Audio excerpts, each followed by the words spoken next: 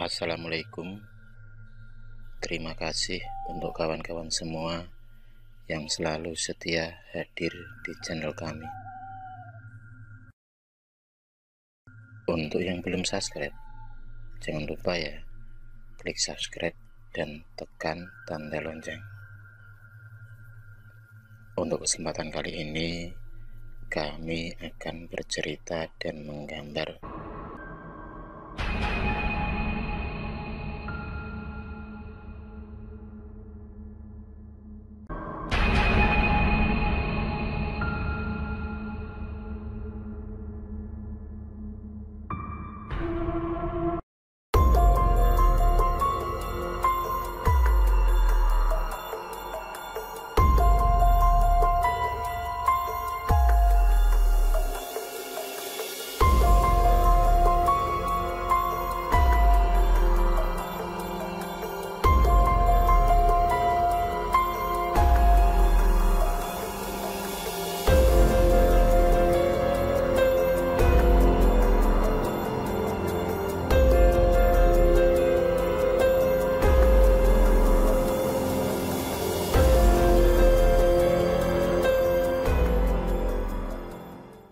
Akhirnya, aku dan Udin sampai juga di ruang kantor Ayah Udin berada. Terlihat, Ayah Udin lagi duduk ngobrol dengan temannya. Dengan terengah-engah, aku dan Udin pun masuk ke dalam ruangan. Mukaku masih pucat pasi, apalagi Udin.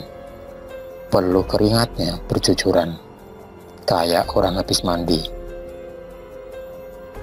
Ayah Udin kaget dengan kedatangan kami. Ya. Udin memanggil ayahnya sambil terengah-engah. Hei, ada apa kalian berlari-lari ketakutan? Tanya Ayah Udin.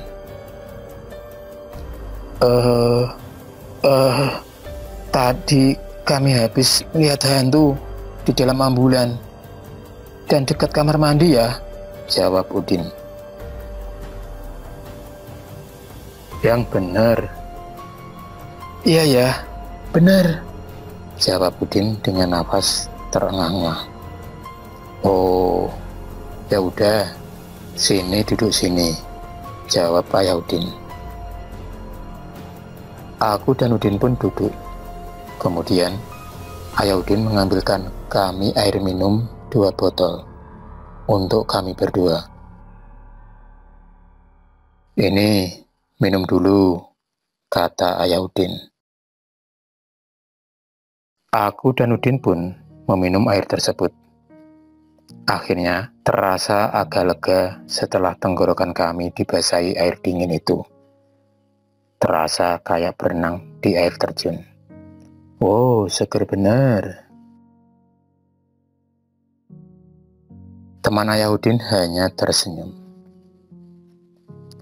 Setelah kami berdua merasa rileks dan santai, kemudian Ayah Udin menanyakan apa yang sebenarnya kami alami. Kemudian kami pun menceritakan semuanya dari awal sampai kami dihantui dan berlari-lari. Ayah Udin pun manggut-manggut mendengar cerita kami. Memang, sudah banyak orang yang melihat apa yang kalian alami tadi, kata Ayah Udin. Akhirnya Ayah Udin pun menceritakan seputar mobil ambulan yang ia supiri itu. Sekitar 5 bulan yang lalu, ternyata ketika Ayah Udin sedang bertugas, ia mendapat tugas untuk membawa seorang gadis korban tabrak lari. Kejadian itu terjadi pada malam hari sekitar pukul 10 malam. Ketika itu, Ayah Udin bergegas menuju ke tempat lokasi di mana terjadi kecelakaan. Sesampainya di sana, Ayah Udin melihat seorang wanita muda tergeletak bersimbah darah. Dengan segera, Ayah Udin dan tim medis lainnya menaikkan wanita tersebut ke dalam mobil ambulan. Waktu itu wanita tersebut masih bernafas, tapi kondisinya sangat kritis. Darah segar membasahi tubuhnya. Ayahuddin memacu mobil ambulan dengan kencang, berharap bisa sampai di rumah sakit itu secepatnya, agar nyawa gadis itu bisa diselamatkan. Tapi, baru di tengah perjalanan, gadis itu menghembuskan nafas terakhirnya di dalam mobil ambulan. Akhirnya, ambulan pun sampai di rumah sakit. Segera tim medis memeriksanya kembali, dan ternyata gadis itu memang telah meninggal. Tak berapa lama kemudian, keluarga gadis itu sampai di rumah sakit.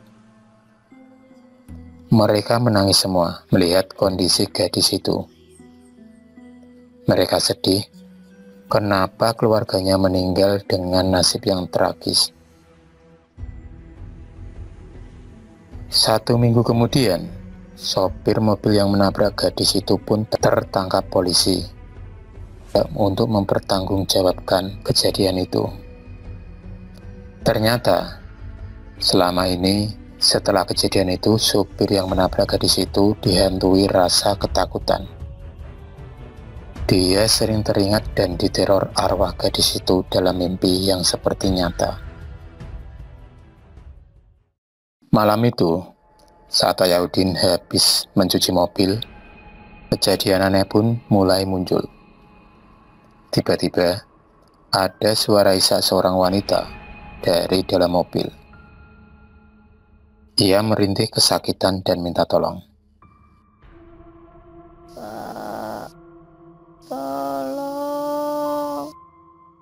Tolong, sakit.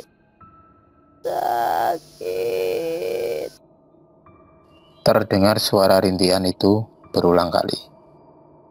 Karena penasaran, Ayahuddin melangkah ke pintu mobil.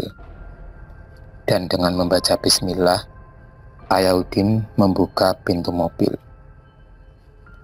Tapi, ternyata nggak ada siapa-siapa di dalam mobil. Kejadian seperti itu pun sudah sering dialami oleh Ayahuddin. Jadi, Ayahuddin sudah terbiasa. Ketika itu, malam pas bertepatan malam Jumat Kliwon. Pada waktu itu, teman Ayahuddin yang gantian membersihkan mobil ambulan. Sebut saja namanya Mas Bagas. Dengan nyantai, Mas Bagas mencuci mobil. Selang beberapa waktu, tiba-tiba Mas Bagas dikejutkan oleh suara dari dalam mobil. Mas, tolong aku. Mas, tolong aku. Terdengar suara lirih rintihan minta tolong. Sejenak, Mas Bagas bergumam dalam hati. Hah? Suara siapa ya? Di dalam mobil kan gak ada orang. Kemudian terdengar lagi suara rintihan orang menangis. Semakin lama, semakin penasaran hati Mas Bagas. Kemudian, Mas Bagas pun melangkah menuju pintu ambulan. Setelah itu, ia segera membuka pintu ambulan. Dan ternyata, Mas Bagas melihat sesosok gadis berambut panjang ada di dalam mobil. Sambil menangis, mukanya tertutup rambut panjangnya karena ia duduk menyambing. Mas Bagas kaget campur penasaran. Ia pun bertanya kepada gadis itu, "Dek, kamu siapa? Kok tiba-tiba ada di dalam mobil ini?" tanya Mas Bagas. Lama gadis itu tidak menjawab.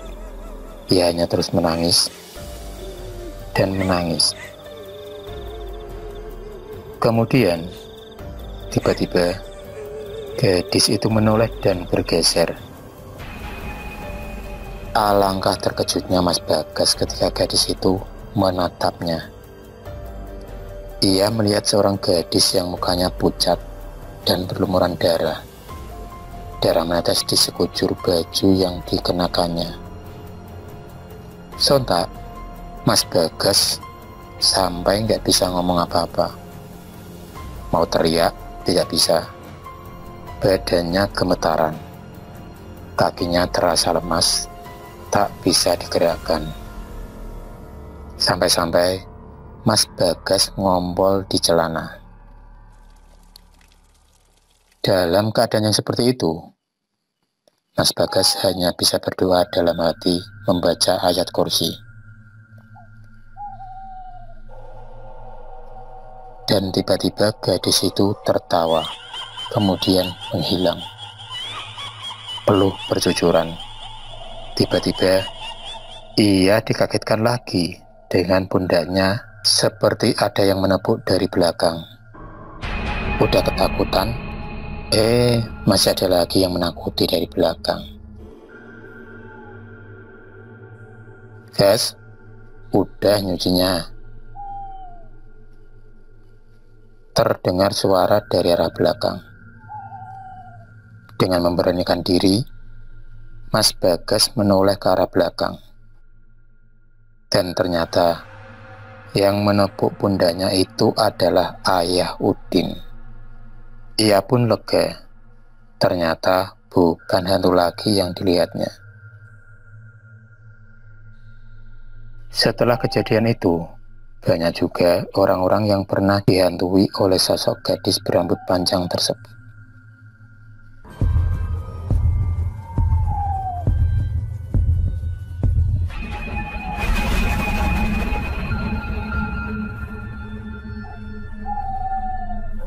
Terima kasih sudah menonton video cerita bergambar ini. Klik subscribe untuk terus mendapatkan video cerita bergambar selanjutnya. Semangat berkarya.